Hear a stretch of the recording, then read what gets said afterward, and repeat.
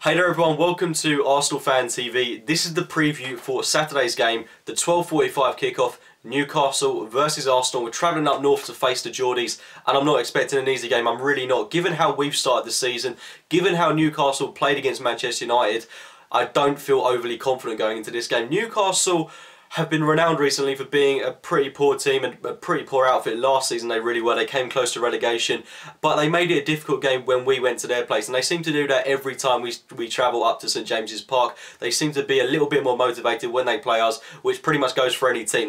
That's just typical of Arsenal. But going into this game, if Newcastle defend the way they did at Old Trafford, then I struggle to see us getting anything out of this game, given how we played against Liverpool. I do have concerns going into this game. First of all, Aaron Ramsey playing on the right-hand side, which I think is a topic that has to be discussed going into the game, because that for me was why we lost that, well, not lost, it feels like a loss, the draw against Liverpool on Monday night where we only picked up a point. Ramsey on the right just completely nullified our fluidity, and it wasn't really Liverpool defending well against us, it was just we nullified our own creating influence. It was really frustrating, that game, and if we played it, I just predict that we're going to be playing this dilly-dally, pretty boy style of football outside the box for large spells of the game and failing to get an end product away. We are so consistent at doing that, and I'd really like to think that we play someone like Chamberlain on the right-hand side, a driving force that will get behind that Newcastle defence. I'm still caught up in Monday night's game, and hopefully we can get a result from this. It's important that we go into the international break with 3 points behind our belt, and a convincing performance of that. We weren't overly convincing when we beat Palace, and we haven't really had a convincing performance of the season yet, so we need to put in a good display and give us fans something to cheer about going into the international break. Give us a little bit of respite, and hopefully we can come back and go on a run. Well, I say a run, but if you look at our September fixtures, we've got some incredibly difficult games coming up, and if we lose this game and City win against Watford, when we're 8 points behind, when we've got the likes of Chelsea away coming up, when we've got the likes of Leicester away, Stoke at home, and even Man United in a couple of weeks' time, a month or so's time, it's not going to look good for us if we're 8 points behind going into September. That would be a really bad position to be in, and you can kind of almost count us out of the title at that point. So it's vital that we win this game. It is a massive, massive fixture for us, and we have to turn up to it. So I've already mentioned Aaron Ramsey on the right-hand side, which is my main concern for this game. But my other concern is, of course, our defence. Koscielny is most likely going to be out for the game, and Mertesacker apparently refused to take antibiotics, so he's not going to be available for the game unless he gets some kind of miracle recovery. But I do worry about Gabriel and Chambers. Chambers more so. Gabriel was superb in the game against Liverpool. Got no questions, quibbles, whatever about him starting the game. I'd love to see him start, even if Mertesacker and Koscielny both came back into the side.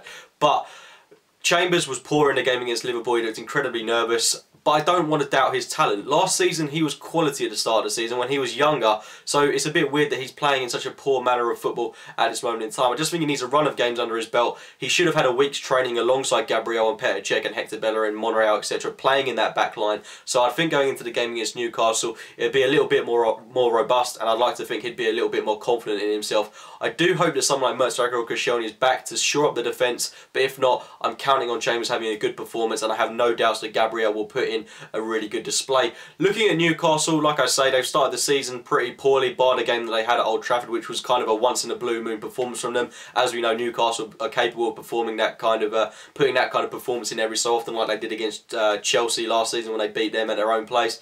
So, I don't know, I mean, they're an odd team, a really odd team to play against. They can have great games, but for the most part of the season they're pretty awful, and I don't think that McLaren was ideally the best appointment for them. I'm still kind of scratching my head over why they got him in, the Wally with the Brolly, who's never really done much in his managerial career. But they've got dangerous players, there's no doubt about that. They recently lost Remy Cabella, who was looked like one of their most attacking players last season, but of course things didn't really work out, and they replaced him with Forvan, who I don't really know much about, in all honesty. I think we've played against him in the Champions League. I think he was one of their fast, pacey winger, central midfielder kind of players, and he looked decent when he came on in the game at Old Trafford last week, and he actually got in a really good position to score, so he's a player to be wary of. I don't think we need to fret too much over the likes of A.F.C, etc., but of course that all depends on what kind of defence we lay out. Basically, we just can't underestimate Newcastle. We've got to go into the game not being too arrogant. We know that they're a difficult team to play against away from home, especially when it's us playing them, and we've got to be going out there, getting the 3 points. And yeah, I mean, like I mentioned, they've got Forvan, they've got some tricky players to play against. Colaccini, Mike Williamson, we should really be exploiting that defence. No matter how good Colaccini was against Man United, we really should be breaking that back line down, and I have confidence that we will. We should overrun their midfield with the players that we've got, and I'd like to see change in the Arsenal squad. Definitely Oxlade-Chamberlain or Theo Walcott, one of them two has to come into the team. And I've got your team lineups as I always do in these videos now. If you don't follow me on Twitter at simplycookie_, I'm trying to get you involved in these videos, so tweet me before and after games, getting your lineups in on this one. So let's take to Twitter, and the first one I've got from at Dilisp16 is Cech, Bellerin, Gabriel, Debuchy, Monreal, Ramsey, Coquelin, Sanchez, Ozil, Chamberlain and Walcott. Bit of an interesting one, drop in Chambers for playing Debuchy at centre half, but I can understand the reasoning behind that. And then from Super Sour Sweet is Cech, Bellerin, Koscielny, Gabriel, Monreal, Coquelin, Ramsey, Chamberlain, Ozil, Walcott and Giroud. It's an odd team, leaving Alexis Sanchez out. And next up from Naturlig 1980 is Cech, Bellerin, Koscielny, Monreal, Coquelin, Chamberlain, Santi, Ozil, Alexis, Giroud and Walcott. What's that, a 4-3-1-4-2?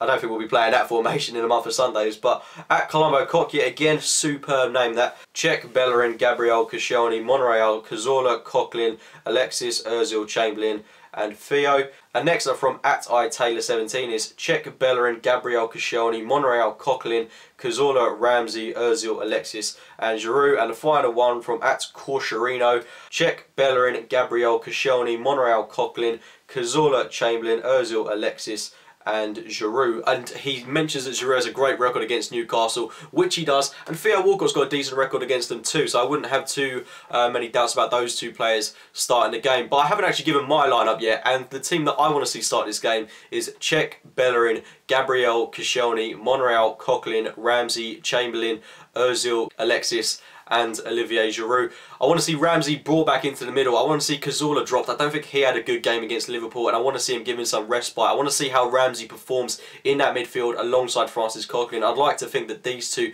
can perform a partnership for the next potentially 5 years or so. That could be a long-term thing. Chamberlain undoubtedly has to start the game. I've mentioned that a few times. Practically everyone was screaming out for it against Liverpool, and he made such an impact when he came on for the 5-6 minutes or so that he was on the pitch. So unquestionably, he has to start the game alongside Ozil, alongside Sanchez, with Giroud up top. I think that could be lethal going forward. It's just a case of shoring up the defence. If Cech has another world-class game, then I have no doubts that we'll keep a clean sheet, I would hope. But in reality, if Chambers starts the game and if he plays to the way he did against Liverpool, then I'm pretty confident we may concede in this game. But hopefully Koscielny will come back in.